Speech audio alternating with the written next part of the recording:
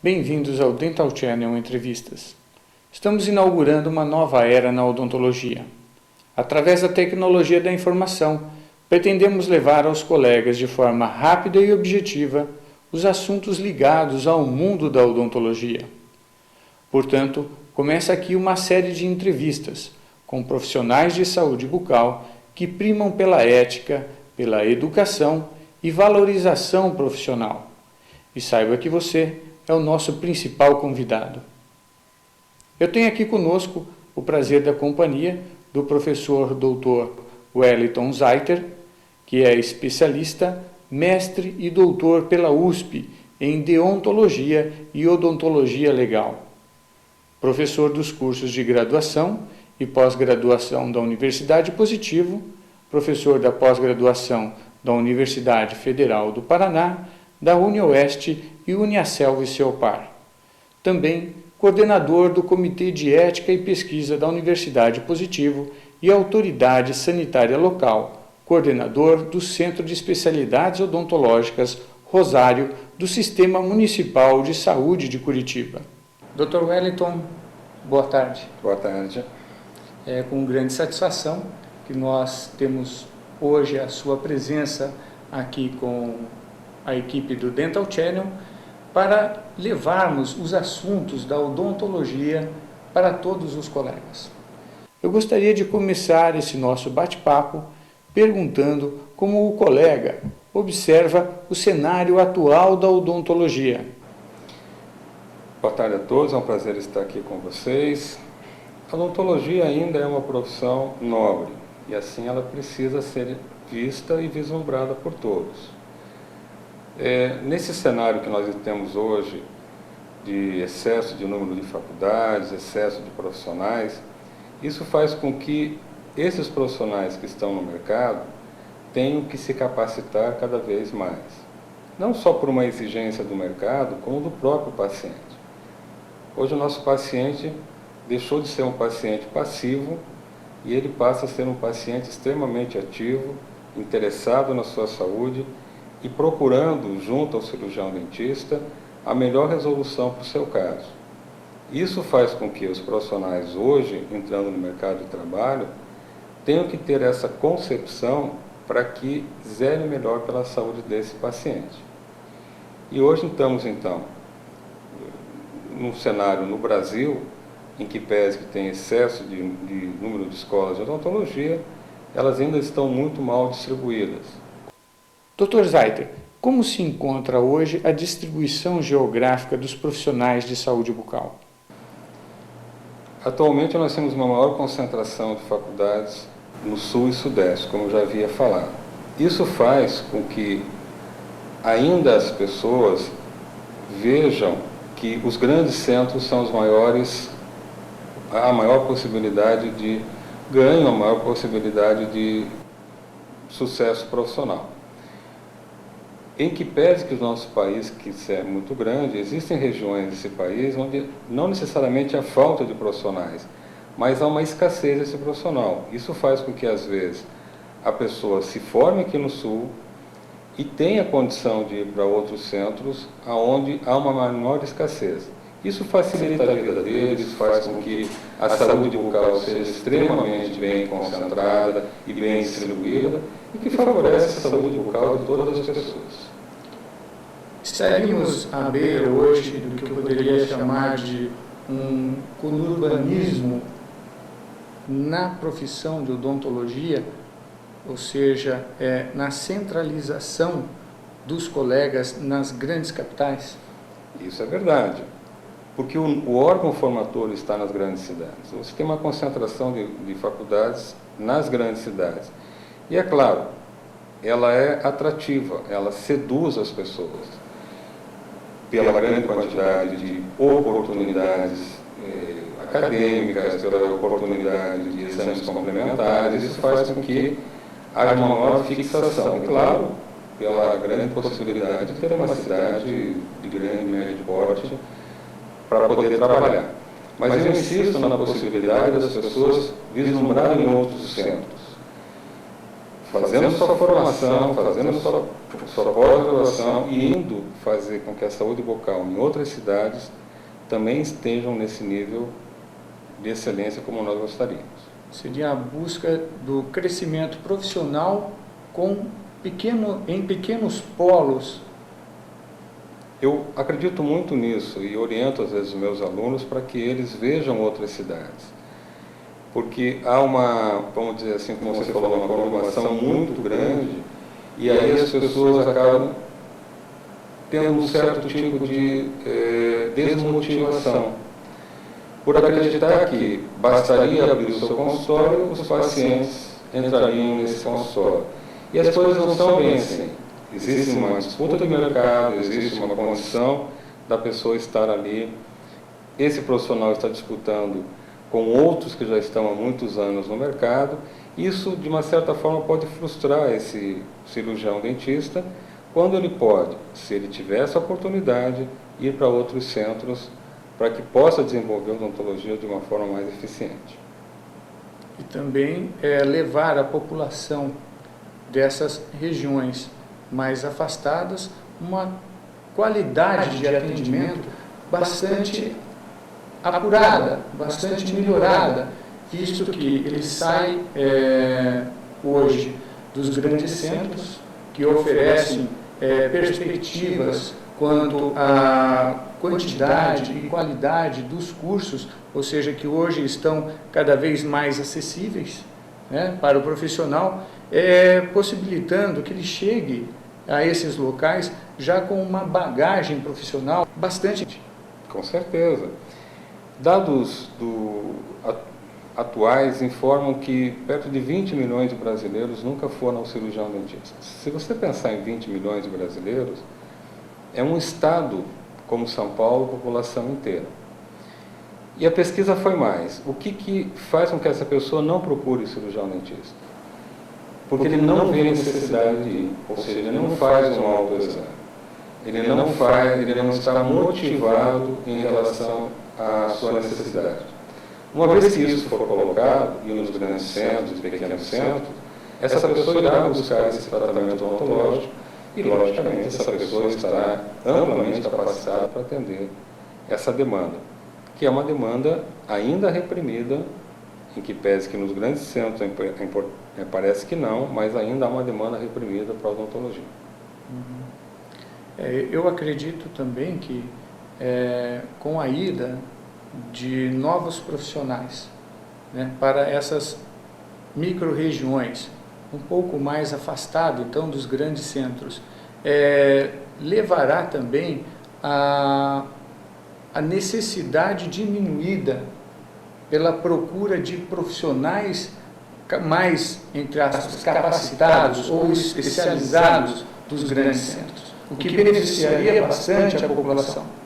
Não há dúvida nisso.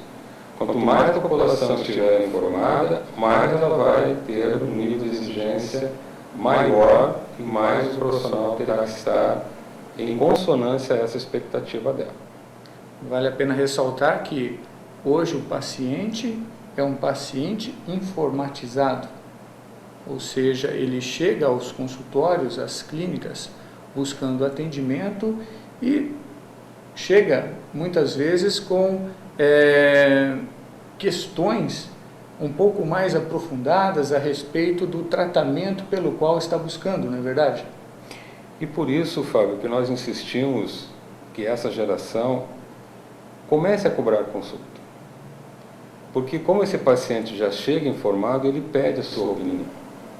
E essa opinião, às vezes, tem que ser uma opinião com demonstração de exames complementares, com demonstração de uma série de situações que faz com que esse paciente tenha um maior tempo com esse profissional. Cabe uma dedicação maior. Exatamente. Por parte do profissional. Exatamente. Então passou aquela época em que o paciente chegava no cirurgião dentista, ele o colocava na sua cadeira de trabalho e falava assim, abra a boca, se contava o número de cáries e se fazia um plano de tratamento.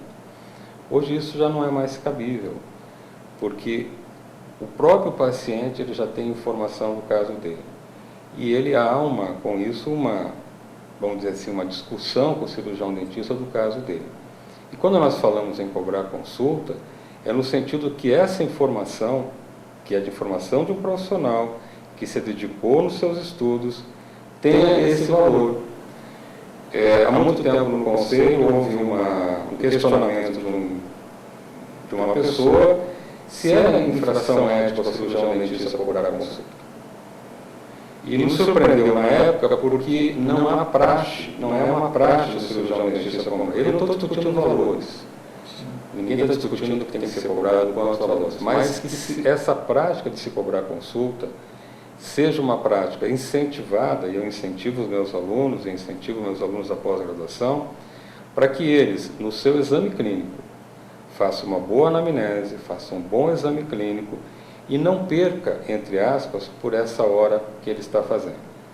Então é isso que nós estamos tentando ver, porque esse paciente informatizado, ele vai na internet, ele procura o seu caso, ele discute com o cirurgião dentista, e ele pode ir em vários profissionais sem ter nenhum tipo de gasto. Não que eu quero que ele tenha um gasto, mas ele tem informações de vários profissionais, de várias opiniões, sem ter nenhum custo nisso.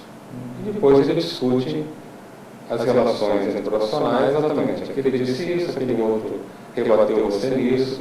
Isso faz com que esse paciente, que não teve nenhum tipo de gasto, entre aspas, tenha várias informações sobre o seu caso.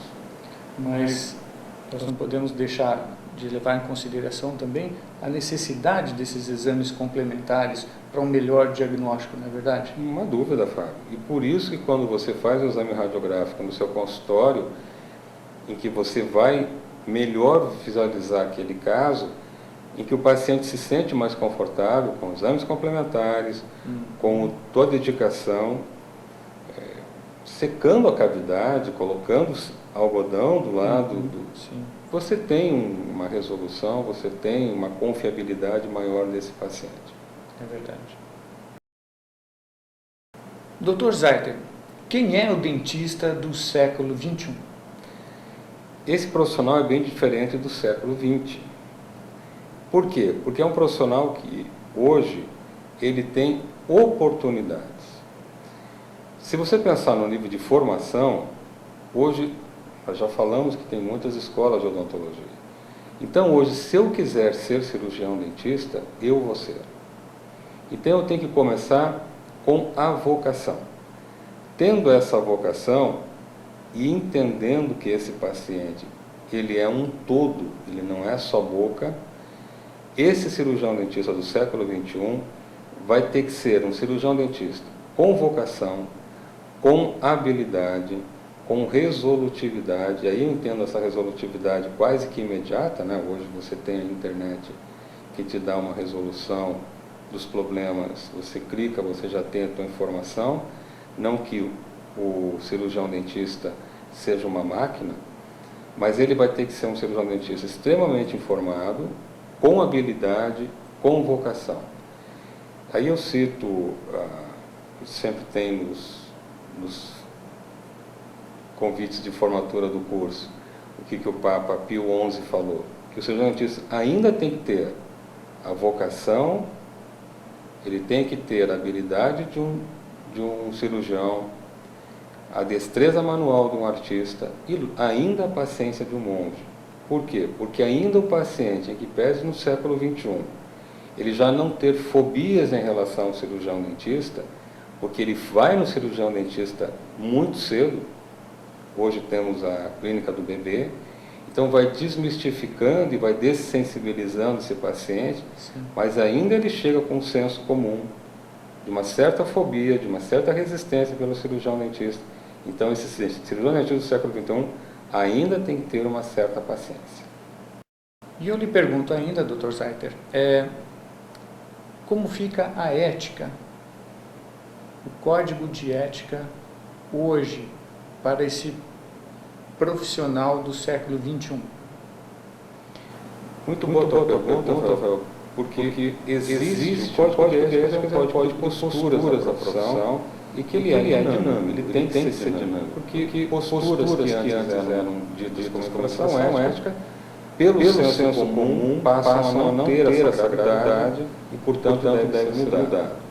Aproveito até dizer que ano que vem, em 2012, provavelmente por março, haverá uma nova resolução do Conselho Federal que vai colocar um novo Código de Ética que foi discutido agora no mês de novembro em Goiás. Esse cirurgião dentista do século XXI, ele tem que estar focado nesse código de posturas. Porque é isso que vai fazer com que ele seja extremamente ético. E estou falando do ponto de vista de formação acadêmica. Não estou falando em caráter, não estou falando em nada. Existe uma estatística que fala que 1 em cada 1000 pessoas tem desvio de conduta, de caráter. Então, dentro da nossa classe, vão haver esses profissionais. E esses profissionais devem ser retirados do nosso meio.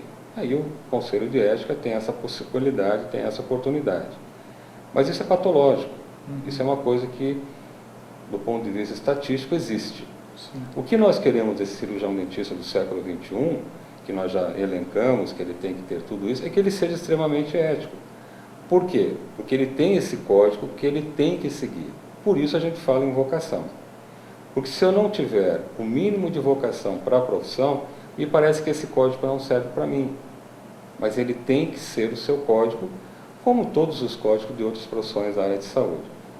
Para que eu efetivamente o cumpra, eu tenho que estar convencido que aquilo é importante para mim.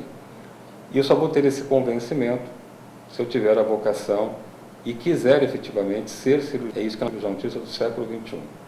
Eu quero ser, eu vou ter a oportunidade de ser, porque eu vou encontrar dentro desse número de faculdades de odontologia uma universidade que vai me acolher. Então, dentro de 4 ou 5 anos, dependendo da escola, eu vou ser um cirurgião dentista. E é isso que eu estou tentando colocar, exatamente nisso. Com vocação, com ética, com habilidade e, sobretudo, querendo ser esse profissional. E novos paradigmas terão de ser quebrados. Sempre. Uma vez que você tem paradigmas que já foram quebrados, um dos paradigmas seria a cobrança de consulta. Sim, é verdade. Porque houve gerações que efetivamente não... Isso é um paradigma que precisa ser cobrado. Então, eu vou quebrar esse paradigma, eu vou quebrar um paradigma de relacionamento paciente-profissional, que antes era de extrema confiabilidade. Eu costumo brincar assim, Fábio, que quando você falava para o seu paciente assim, a senhora, por favor, não coma nada durante 2 horas, marcava-se no relógio essas 2 horas. E depois de exatas 2 horas, o paciente ia mastigar alguma coisa. Eu brinco hoje com os alunos dizendo assim, quando você fala assim, não coma nada por 2 horas, é claro, estou exagerando aqui para a gente até discutir a situação, o paciente não só sai do seu consultório e vai comer alguma coisa, como filma que está comendo alguma coisa e manda para você. É verdade. Agora eu gostaria de perguntar para o professor Zaiter. Professor, eu optei pela odontologia, pela escolha pela odontologia aos 13 anos de idade. Acredito eu que a vocação para a profissão é algo de muita importância para esse novo profissional. Como professor, o senhor observa quando novos alunos ingressam nos cursos de odontologia, porém ingressam por uma segunda opção,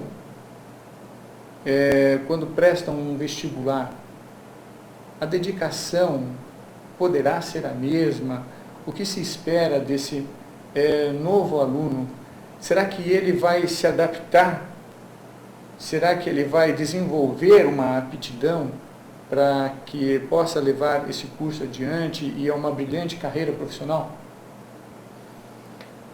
Muito boa pergunta, Fábio, porque hoje é uma realidade. Você optou em ser cirurgião dentista com 13 anos, eu optei muito antes disso. Eu já com 9 anos, eu já tinha definido minha profissão. É claro, se você pensar antigamente, você tinha algumas opções de curso. Então, eu posso citar para você assim, você tinha 4 opções. Ou você ia ser médico, você ia ser cirurgião dentista, engenheiro civil, ou você ia ser advogado. E isso permeou por muito tempo. E as engenharias tiveram muitas opções e modalidades. Hoje nós temos aí vários cursos. Mas ainda existe uma procura significativa por medicina, direito. E a odontologia hoje, e eu acredito que seja porque esse novo profissional que nós estamos falando do século XXI tem opções, ele vê a odontologia ainda como uma parte integrante da medicina. E isso acaba fazendo com que ele opte primeiro o macro, para depois vá para o micro. Diferentemente da minha época, que nós já tínhamos isso colocado para nós como uma profissão que lidaria especificamente com isso. Hoje os egressos na faculdade, como você bem falou, eles acabam entrando no curso de odontologia como uma segunda opção. E nós, professores, trabalhamos isso para fazer florescer a capacidade de aptidão dele. E não há nenhum, vamos dizer assim, demérito nisso, porque ele está lá para ver e para vislumbrar essa profissão. E não raras vezes ele se depara, poxa, estou gostando disso. E quando você me perguntou quem seria esse profissional, esse cirurgião dentista do século XXI, é esse profissional. É esse profissional que às vezes não tem aquela vocação imediata, como nós tivemos, e até eu brinco que na minha época existia um brinquedinho da estrela que era o doutor cirurgião dentista. Então fazia com que as pessoas, que as mães compravam lá, isso não é do teu tempo, né, Fábio? Não. Em que você tinha lá um brinquedinho da estrela que fazia com que ainda tivesse a habilidade daquela criança de sendo desenvolvida. E, logicamente, os pais incentivavam isso. E hoje, eu quero crer que os pais também incentivem para isso. Mas esse aluno, então, que está numa segunda opção e que se vislumbra com a odontologia, nós temos que efetivamente fazer com que ele abrace a nossa profissão. Porque ele que vai ser o cirurgião dentista daqui 4 anos. E se ele não estiver motivado com isso, eu acho que ele deve procurar o que ele gosta de fazer. Porque senão ele vai estar entre nós e vai ser uma pessoa que, além de frustrar-se com a profissão, vai fazer com que nós tenhamos certos problemas em relação a isso. Porque ele não vai estar engajado nisso, ele não acredita nisso. E nós precisamos de pessoas que acreditem nisso. Professor Zeiter, com grande satisfação que tivemos a sua presença aqui no Dental Channel, nesse espaço para bate-papos, para entrevistas. Eu que agradeço, Fábio, pode contar com a minha presença sempre que for necessário. Gostaria de adiantar aos colegas que estaremos iniciando discussões a respeito da ética, a respeito da qualificação profissional, do engajamento dos novos profissionais no mercado de trabalho, a respeito também do trabalho a níveis públicos, como a odontologia está se portando perante as entidades de saúde do nosso país, do nosso estado, das nossas cidades. Não percam nossa próxima entrevista, fiquem atentos às notícias do mundo da odontologia. Obrigado a todos os colegas que nos prestigiam e pedimos que continue acessando o nosso canal e façam do Dental Channel sua página principal de internet. Muito obrigado e até breve.